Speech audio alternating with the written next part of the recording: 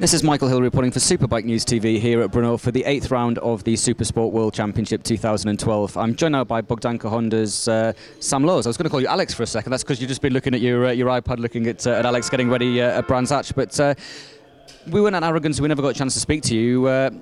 Controversial win, some might say, but a win is a win. Exactly. That's it says 25 points on the sheet, so I'll take that. But, no, Aragon was a good weekend for me. And, worst qualifying of the year with 5th, but I crashed in qualifying, which was the reason why. The pace was good. So going into the race, I knew I had good pace. I knew I could do it, and I just make it hard work for myself, getting out 9th into the first lap. But we come through good. I passed everyone, past Keenan, and even when I passed him, he looked a bit erratic, to be fair. And then I didn't know what went on behind me, but I did see the yellow board to show that Keenan had to drop 3 places. And as I saw that, he come past me, so I thought, I don't really know what the sketch is here. But I kept getting P1 on my board, and my team told me that 54 had to drop back, so they was telling me to slow down. So on the How did they actually tell you that then? Because I know from racing when you see a pit board, there's not a lot of space there.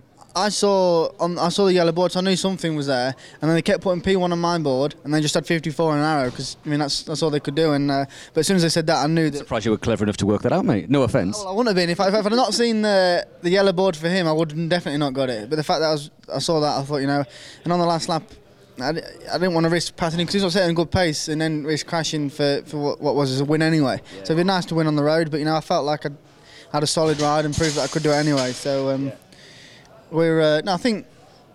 I know this weekend could be difficult, but I'm really enjoying the circuit. The bike is working good. We've got a good setup, so hopefully we can do it again. Yeah, absolutely, and that would be 3 wins then, wouldn't it? It would be quite nice. At the minute, it's 2 out of the last 3. Obviously, the crash in Misano when we was.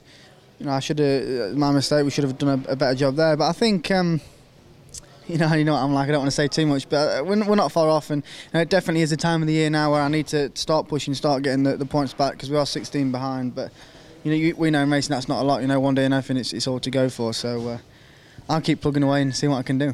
Obviously, we go from here after Sunday to Silverstone, your home race. Any extra pressure riding in front of the home crowd? I mean, you were there a few weeks ago at the GP and had a pretty sort of used it as a test, but a pretty good weekend. So, you've got to be confident going into Silverstone, but extra pressure? Yeah. Yes and no. I want to win every race. So from that side of it, there is no extra pressure, but there's more people there and more expectation, I'd probably say, from the fans and everything else. And luckily for me, we've already had Donington and I managed to win there and I got a good feeling, so I'm actually really looking forward to it. So hopefully I can take that emotion, take that support and do a good job.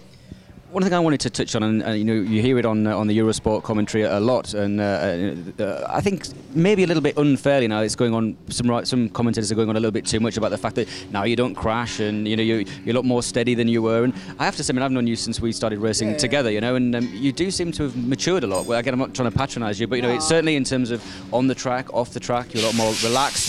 You look more the complete package for the World Championship stage now. So keep talking. just send me the check, mate. It'll be all right. But I'm not trying to boost your ego, but I just think that from someone that is so close to you on the inside and from a media point of view, you do seem to have just not got your act together, because I think that's a really unfair thing to say, but you just seem to have sorted everything out. You just seem to have gelled a lot more. The team is obviously really behind you. What do you put that down to?